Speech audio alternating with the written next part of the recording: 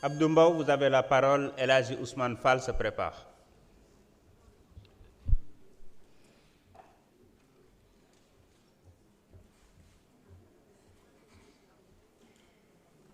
Monsieur le Président.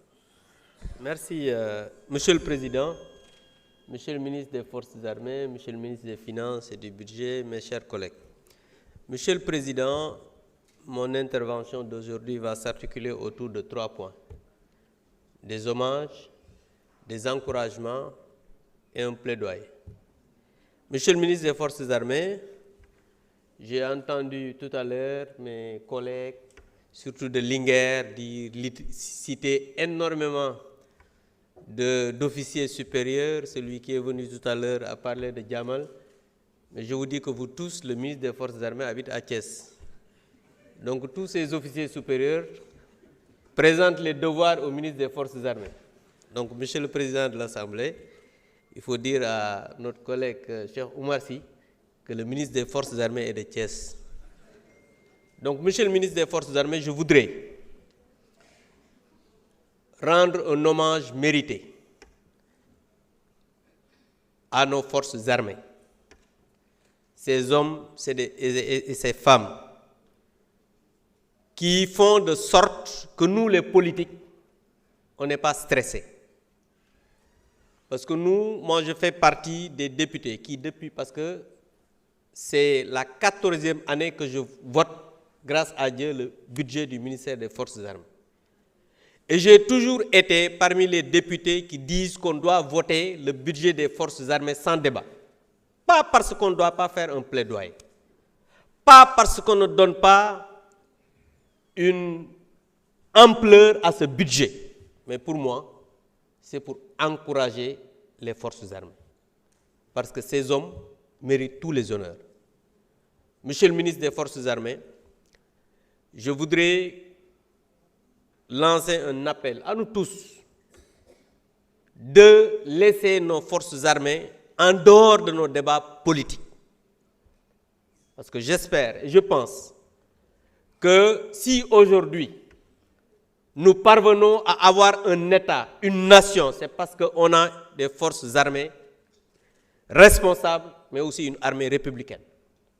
Et je voudrais, Monsieur le ministre des Forces armées, que vous transmettez nos encouragements, nos félicitations à ces hommes et ces femmes. Monsieur le ministre des Finances, je voudrais que vous accompagniez davantage ce ministère. Parce que je ne vais pas être ici à dire, voilà, on veut telle ou telle autre gendarmerie, parce que je pense et j'espère que chaque État a le devoir d'accompagner le ministère des Forces armées, parce que nous tous, nous savons qu'ils sont en train de faire un travail extraordinaire, surtout en ce moment où nous savons nous tous ce qui se passe au Sahel. Nous sommes entourés par une ceinture de feu et nous tous, nous le savons. Si aujourd'hui, on doit pouvoir continuer à gérer et à avoir une nation responsable, mais aussi une nation en paix, c'est parce qu'on doit continuer à accompagner ces forces armées. Monsieur le ministre des Finances, je pense, et certains de mes collègues, et beaucoup même, l'ont dit, nous devons, nous tous, faire bloc pour accompagner ce ministère. Mais accompagner ce ministère, c'est accompagner le Sénégal.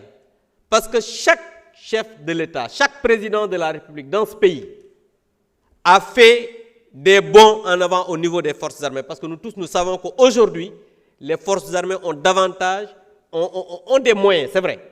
Mais davantage, je pense que l'actuel président de la République aussi, avec son Premier ministre, travailleront à accompagner davantage ces forces armées parce que les hommes passent, les institutions demeurent. Et nous tous, nous savons que ces hommes et ces femmes qui sont là ont été ici pour venir défendre, par exemple, le budget du ministère des Forces armées. Moi, je reconnais certains visages qui ont été là depuis des années. L'actuel ministre des Forces armées, le général Biram Diop, a été chef d'état-major général des armées. Donc, je pense que nous tous, politiques, nous devons travailler à accompagner ce ministère, à laisser ces hommes, ces femmes au en dehors de nos débats politiques pour qu'on puisse avoir une nation soudée, une nation responsable et accompagner cette armée républicaine. Je vous remercie. Merci, honorable Abdoumbaou. El Haji Ousmane Fall, vous avez la parole. Badara Diouf se prépare. Merci, Président. xam naa ne tey wax yomb na waaye ñoom bu ñu doon jëfee di respecter une armée républicaine tey Fulbert Sambou ak Didier Badji duñ mës a réer ci Sénégal. Monsieur le ministre maa ngi leen di nuyu l'ensemble de vos collaborateurs di nuyu mes chers collègues. Monsieur le ministre, nous sommes réunis aujourd'hui pour examiner et voter le projet de budget 2026 du ministère des Forces armées, un budget stratégique, un budget de souveraineté, un budget qui touche directement la stabilité et la sécurité de notre nation. En tant que représentants du peuple sénégalais, nous avons le devoir de nous prononcer en toute responsabilité. Permettez-moi d'abord de rendre un hommage solennel à notre armée nationale. Une véritable fierté du Sénégal, Monsieur le ministre. Une armée composée de femmes et d'hommes de haute compétence, dont une grande parmi nos généraux, de nos colonels et de nos officiers supérieurs, comme je l'ai toujours dit, sont sortis majors des plus grandes écoles militaires du monde.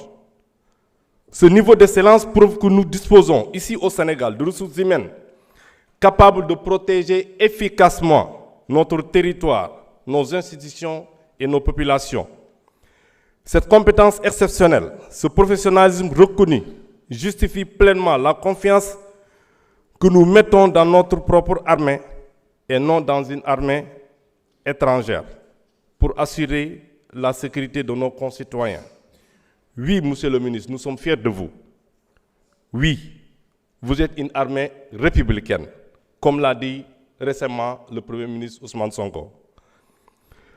Ce budget 2026 que nous examinons aujourd'hui vise justement à renforcer vos capacités opérationnelles, à moderniser vos équipements, à améliorer les conditions de vie et de travail de nos soldats et à consolider l'indépendance stratégique du Sénégal. C'est un investissement dans notre souveraineté, dans notre paix, dans notre avenir. Cependant, Monsieur le ministre, l'hommage ne doit pas nous empêcher d'aborder avec lucidité ce qui pose problème. Deux de nos militaires, Fulbert Sambou et Didier Badji, sont portés soi-disant disparus depuis 2023. Et l'absence de communication immédiate de la part de l'institution n'honore pas l'image d'exemplarité à laquelle notre armée nous a habitués. Dans une république moderne, la transparence envers le peuple est une exigence non négociable. Nous devons donc encourager une communication plus prompte, plus claire et plus responsable, surtout en matière de sécurité nationale. De même, je tiens à rappeler avec fermeté un principe essentiel, Monsieur le ministre. L'armée ne doit pas se mêler de la politique. Jamais.